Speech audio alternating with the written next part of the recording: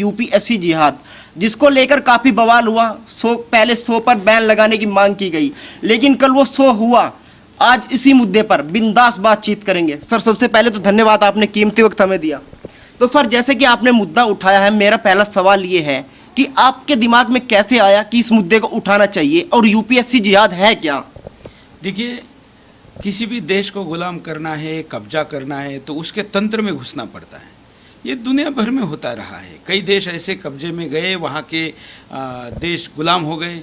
हिंदुस्तान में east India company आई थी, उन्होंने भी सारा तंत्र अपना बनाया और अपने लोग बिठाए। इस वक्त ऐसे तमाम वीडियो आपको सोशल मीडिया पर मिलेंगे जो कहते हैं कि मुसलमानों, ब्यूरोक्रेसी पे कब्जा करो। मैंने अपने शो में सब दिखाए हैं। जब ऐसा मैंने देखा तो मैंने कहा कि ये केवल बातें हो रही है हवा हवा, या ज़मीन पे भी कुछ हो रहा है। तो पता चला कि भारत सरकार ने मनमोहन सिंह के कार्यकाल में अपने कार्यालय में एक ओएसडी रखे थे, जो कि ज़कात फाउंडेशन के अध्यक्ष और जो मुसलमानों को पहला अधिकार है इस देश के संसदों पर, ऐसा कहने वाले प्रधानमंत्री कार्यालय के सबसे पावरफुल व्यक्ति थे। उन्होंने ही भारत के मुसलमानों के लिए भारत में जो कोचिंग सेंटर निकाले यूपीएससी के लिए, वो 5 कोचिंग सेंटर में से 4 मुस्लिम यूनिवर्सिटियों में गए, 1 मुस्लिम बहुल क्षेत्र में गया।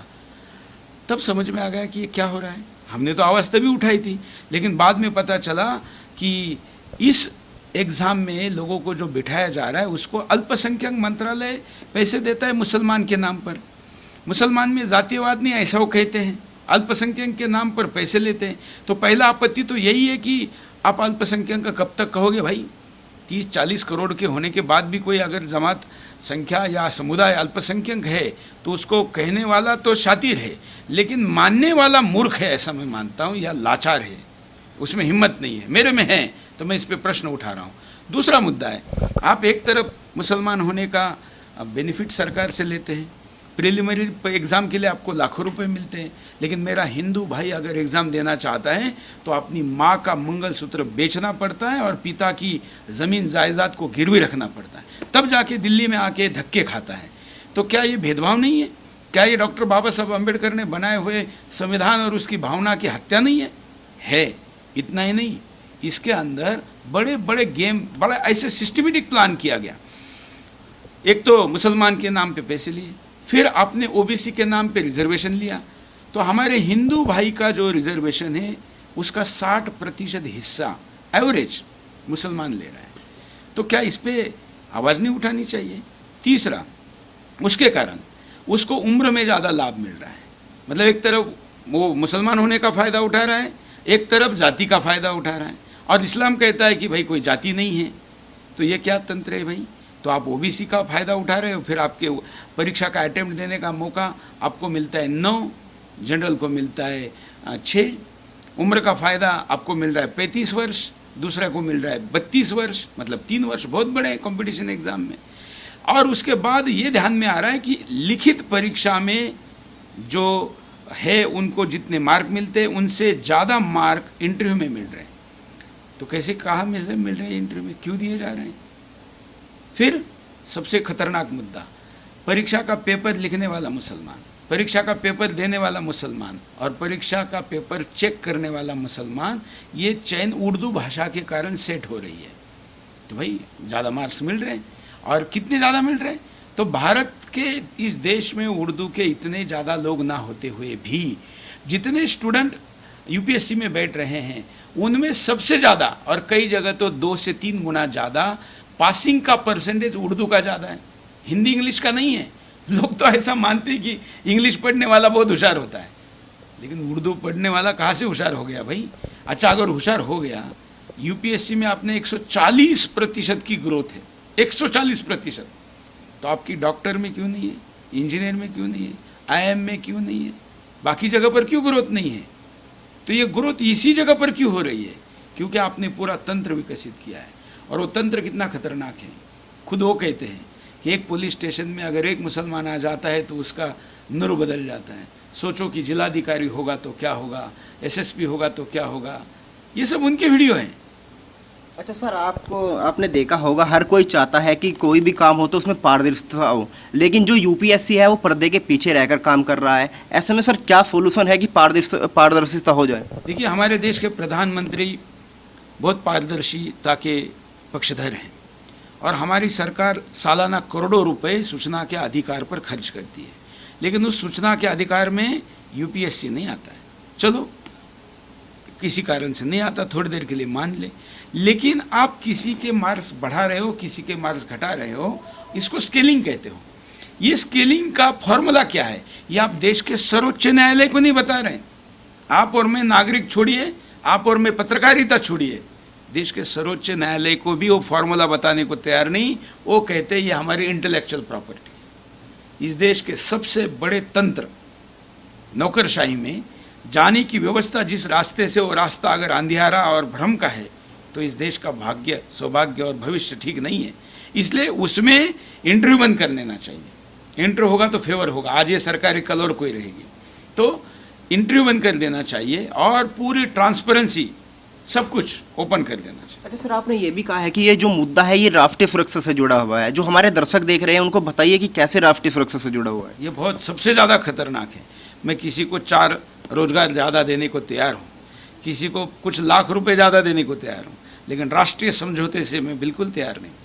आपको जानकर आश्चर्य होगा, इस देश में पिछले वर्ष 40 मुसलमान यूपीएससी में चुनकर आए, उसमें से 47 उस ज़कात फाउंडेशन से आए हैं जिसका संबंध अल-कायदा, तालिबान, आईएसआईएस और पैलेस्टीन मुस्लिम मूवमेंट, हमास और कई संगठनों से। उसका खुलासा मैं आज रात करने वाला हूँ। ये सारे प्रश्न होते हुए भी आप उत्तर देने को आ नहीं रहे और आप अपने वेबसाइट पर खुलासा छाप रहे।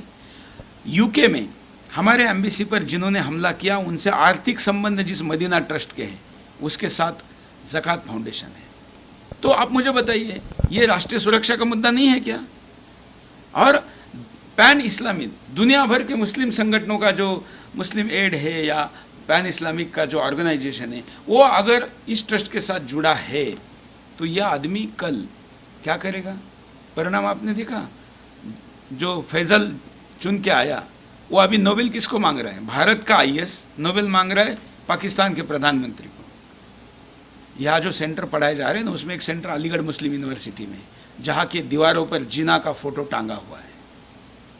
जिना के फोटो के आगे बैठकर जो आईएएस बनेगा वो भारत की अखंडता की बात करेगा। लेकिन सर एक सवाल ये भी है, आपने देखा होगा सरकारी तंत्र से लेकर विदेशी फंड से बहुत सारी ऐसी मुस्लिम संस्था है जो इसको सपोर्ट कर रही है। ऐसे में सवाल ये है कि इनको रोका कैसे जा सकता है? बिल्कुल जांच होनी चाहिए। मैं भारत सरकार से आपके द्वारा भी मांग करता हूँ कि इनकी अभी इसी वक्त पहले तो कार्यालय बैन किए जाए, लॉक किए जाए, उसके बाद इनके ट्रस्टीज़ के पासपोर्ट लिए जाए और इनको विदेश भागने से रोका जाए, इनकी एफसीआर की जांच हो और राष्ट्रीय सुरक्षा के लिए जो एनआईए है उसके पास एक केस दिया जाए। आर्थिक अपराध के लिए एनआईए के, राष्ट्रीय सुरक्षा के एनआईए के लिए दिया जाए, अब आर्थिक अपराध के लिए सीबीआई को दिया जाए, एचआरडी भी इसकी जांच करें और यूपीएससी भी इसकी जांच करें, तब हिंदुस्तान के सामने सत्य क्या है आएगा। सर अब मैंने कल भी देखा बहुत सारे लोग हैं जो मुस्लिम आपके ऑफिस में आ गए, वो कह रहे थे कि सुरेश जी जो है हिंदू मुस्लिम करते हैं, उनको कुछ काम नहीं। ऐसा आपने कौन सी जो दुखती नब्ज है उस पर हाथ रख दिया कि इन लोगों को मिर्ची लग गई? भाई उनका मानना है कि इस देश की नौकरशाही पे कब्जा करना है और मैं कब्जा नहीं करने दे रहा हूँ। इतने बड़े देश पर कब्जा करने का प्लान अगर मैं रोक रहा हूँ तो मेरा विरोध होगा ना। और मैं मानता हूँ कि मैं हिंदू मुस्लिम करता हूँ, इसलिए करता हूँ कि वो कहते हैं ना कि आप सड़क पानी बिजली की बात करो, उसके लिए बहुत चैनल है, वो करते हैं ना, लेकिन मैं जो करता हूँ और कोई नहीं करता। दूसरा, सड़क बिजली पानी की समस्या ने इस देश का विभाजन नहीं किया, इस देश का विभाजन हिंदू मुस्लिम समस्या ने किया है। इसलिए मैं उस पर फोकस कर रहा हूँ कि दोबारा विभाजन ना हो, दोबारा इस देश पे कोई कब्जा ना करे। तो मैं तो एक आर्मी का काम कर रहा हूँ ना, उसमें क्या गलत है? हाँ मैं करता हूँ, मैं स्वीकार करता हूँ। सर हमने कल आपका शो देखा, उसमें कोई ऐसा विवाद नहीं था, बल्कि आपने जो स्टेटमेंट दिखाई वो उन्हीं नेताओं की थी, ओवैसी जैसों की, लेकिन फिर भी ये लोग कोर्ट तक पहुंच गए कि शो को बंद कराएंगे। देखिए क्यों पहुंच गए, वो कहते हैं ना चोर के दाढ़ी में तिनका। इनके ध्यान में आ गया कि अरे इसने तो ऐसा मुद्दा उठाया है, और सुरेश चौहान के जो मुद्दा उठाता है वो मुद्दा अंजाम तक जाता है। आप जानते हैं, इनको पता है कि अब जनसंख्या कानून में आने वाला है तो संसद में बच्चे पैदा करके घुसने का रास्ता बंद हो जाएगा, इधर में भी रास्ता बंद हो जाएगा, तो फिर आने वाले दिनों में कैसे कब्जा करेंगे? इसलिए मेरा विरोध शो आने के पहले हुआ। आज तक दुनिया में कहीं ऐसा हुआ? मेरा शो तो सौभाग्यशाली है कि मुझे इस देश में विश्व का मैं पहला शो बन गया हूँ जिसको ऑन एयर होने के पहले बैन लगा। मैं सावरकर भक्त हूँ और सावरकर जी का पुस्तक है भारत का पहला स्वतंत्रता समर 1857, उसके ऊपर छपने के पहले बैन लगा था। मेरा शो प्रकाशित होने के पहले बैन लगा, लेकिन बैन उठा और हमने शो किया। अब हम इसको ज़मीन पर लेके जाएंगे, इसका 9-10 दिन चैनल पर दिखाएंगे, फिर ज़मीन पर उतरेंगे। भारत सरकार को यूपीएससी का रिफॉर्म करने के लिए हम आग्रह करेंगे। क्या आपको नहीं लगता कि उर्दू और इस्लामिक स्टडी को यदि सिविल सर्विस से अलग कर दिया जाए तो यह समस्या तुरंत ही समाधान हो जाएगी? देखिए, इसमें बड़ी होशियारी है। उन्होंने इस्लामिक स्टडी नाम का कोई सब्जेक्ट नहीं रखा है, लेकिन उर्दू में जब आप लिटरेचर पढ़ोगे, साहित्य पढ़ोगे, तो स्वाभाविकता उसमें छत्रपति शिवाजी महाराज थोड़ी होंगे, उसमें आपका हिंदू वांग्मय थोड़ी होगा, संत वांग्मय थोड़ी होगा, तो होगा तो वही जो आप पढ़ोगे। बड़ी चौंकाने वाली बात है, उसमें हिस्ट्री पढ़ाई जाती है और उस हिस्ट्री में उस खिलजी को क्रांतिकारी कहा गया है जिस खिलजी ने माँ पद्मावती पर बुरी नज़र डाली थी और हजारों महिलाओं ने अपने प्राणों की आहुति दी थी सती जाकर। उनका हत्यारा खिलजी वहाँ नायक है। आपको पता है यूपीएससी की हिस्ट्री में जो खिलजी नायक है ना, उसकी क्रांति क्या है सबसे बड़ी? उन्होंने इस देश में लोंडागिरी, लड़के से लड़के ने संबंध रखने को अधिकृत करके उनके रेट तय कर दिए गए थे। ऐसा आदमी अगर सिखाया जा रहा है तो आप कौन सा हिंदुस्तान बनाना चाह रहे हैं? शायद पहले तो मनमोहन सिंह की सरकार थी, उसको जाने दीजिए। जब से राष्ट्रवादी सरकारें आई है, आपको पता है मनमोहन सिंह जी के टाइम में केरला में एक जिले के लोगों ने आंदोलन कर दिया था कि हमारी आबादी 50% से ज़्यादा हो गई है, इसलिए यहाँ पर कलेक्टर सिर्फ मुसलमान ही होना चाहिए। तो आपको भविष्य में यह खतरा भी नजर आता है क्या?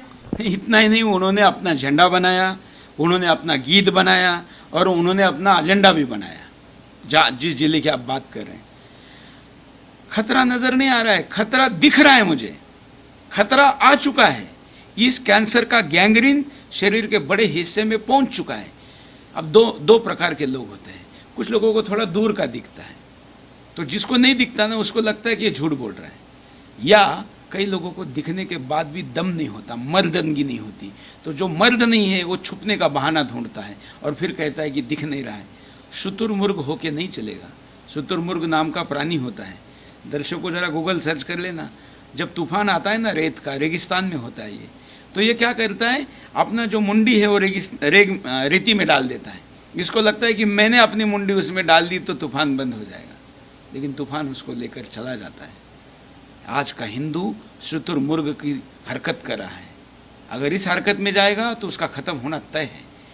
हमारे पास दो विकल्प हैं, या तो बाकी लोगों के जैसा अपना अपना काम करो, करियर करो। मेरे पास इतना बड़ा चैनल है, मुझे क्या ये करने की ज़रूरत है?